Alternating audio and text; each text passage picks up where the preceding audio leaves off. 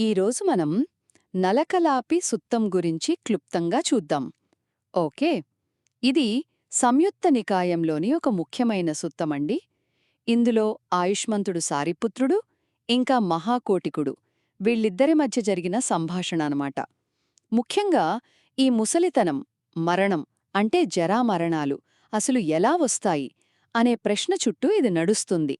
దీనికి రెల్లుమోపుల ఉపమానం చాలా కీలకం.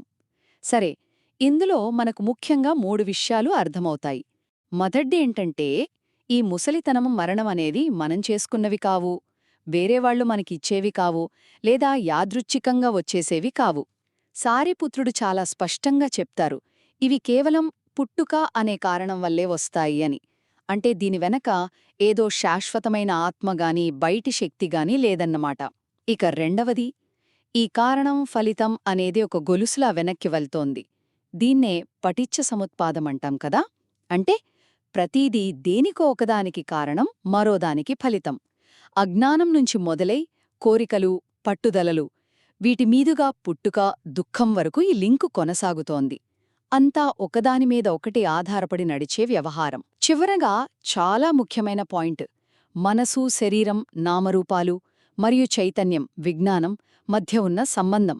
ఇక్కడ భలే ఉపమానం వాడారు తెలుసా. 2 మ్రెళ్ళు మోపులు, ఒకటి తీస్తే రెండోది ఖచ్చితంగా పడిపోతుంది కదా. అచ్చం అలాగే విజ్ఞానం ఉంటేనే నామరూపాలుంటాయి, నామరూపాలు ఉంటేనే విజ్ఞానముంటుంది. ఇవి విడివిడిగా స్వతంత్రంగా అసలు ఉండలేవు. ఈ రెండిటి మధ్య ఉన్న లింకును అర్థం చేసుకోవడమే దుఃఖాన్ని ఆపడానికి మార్గం. అందుకే ముసలితనం, మరణమనేవి మనమో ఎవరో సృష్టించినవి కాదు. అవి మనసు, శరీరం, చైతన్యం లాంటి ఒకదానిపై ఒకటి ఆధారపడిన కారణాల వల్లే వస్తాయి. ఆ కారణాల గొలుసును ఛేదించడమే అసలైన విముక్తి.